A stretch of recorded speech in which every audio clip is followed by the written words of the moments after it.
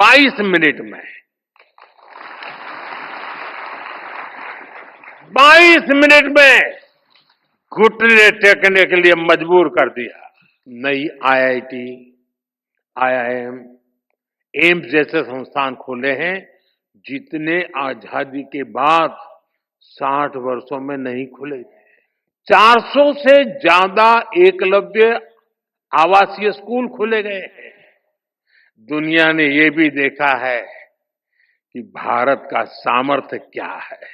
हमने दिखा दिया है कि भारतीयों का खून बहाने वाले आतंकियों के लिए कोई भी ठिकाना सुरक्षित नहीं है। पिछले एक दशक में देश में इतनी बड़ी संख्या में नई आईआईटी, आईआईएम, एम्स जैसे संस्थान खोले हैं, जितने आजादी के बाद 60 वर्षों में नहीं खुले थे।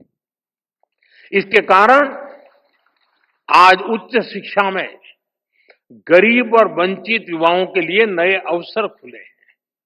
बीते 10 साल में आदिवासी इलाकों में 400 से ज्यादा एकलव्य आवासीय स्कूल खोले गए हैं। जो जनजातीय समाज कई पीढ़ियों से शिक्षा से वंचित थे, उनके बच्चे अब आगे बढ़ रहे हैं। भाइयों बहनों, हमने शिक्षा को सीधे स्किल और अवसरों से जोड़ा है। स्किल इंडिया जैसे मिशन देश के युवाओं को आत्मनिर्भर बना रहे हैं। देश की औद्योगिक प्रगति, प्राइवेट सेक्टर में हो रहे बड़े रिफॉर्म्स, मुद्रा योजना, स्टैंड अप योजना, इन सबका भी सबसे बड़ा लाभ दलित, पिछड़ा और आदिवासी समाज को हो रहा है। साथियों, श्री नारायण गुरु एक सशक्त भारत चाहते थे। भारत के सशक्तिकरण के लिए हमें आर्थिक, सामाजिक और सैन्य हर पहलू में आगे रहना है। आज देश इसी रास्ते पर चल रहा है।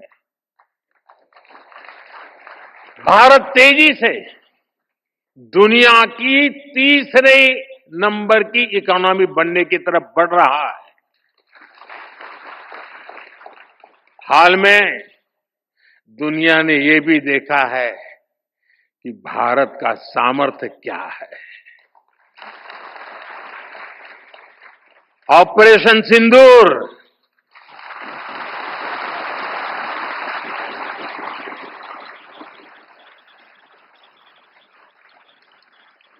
ऑपरेशन सिंदूर आतंकवाद के खिलाफ भारत की कठोर नीति को दुनिया के सामने एकदम स्पष्ट कर दिया है।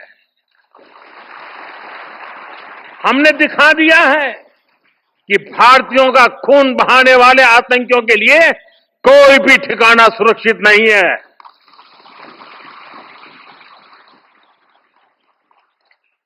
साथियों, आज का भारत देश हित में जो भी हो सकता है और जो भी सही है, उसके हिसाब से कदम उठाता है। आज सैन्य जरूरतों के लिए भी भारत की विदेशों पर निर्भरता लगातार कम हो रही है। हम डिफेंस सेक्टर में आत्मनिर्भर हो रहे हैं और इसका प्रभाव हमने ऑपरेशन सिंदूर के दौरान भी देखा है। हमारी सेनाओं ने भारत में बने हथियारों से दुश्मन को 22 मिनट में 22 मिनट में घुटने टेकने के लिए मजबूर कर दिया। मुझे विश्वास है आने वाले समय में मेड इन इंडिया हथियारों का डंका पूरी दुनिया में बजेगा।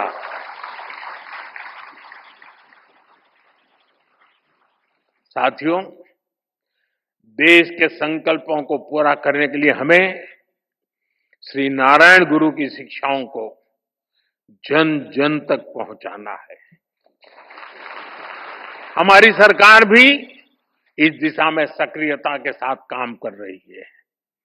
हम शिवगिरी सर्किट का निर्माण करके श्री नारायण गुरु के जीवन से जुड़े तीर्थ स्थानों को जोड़ रहे हैं।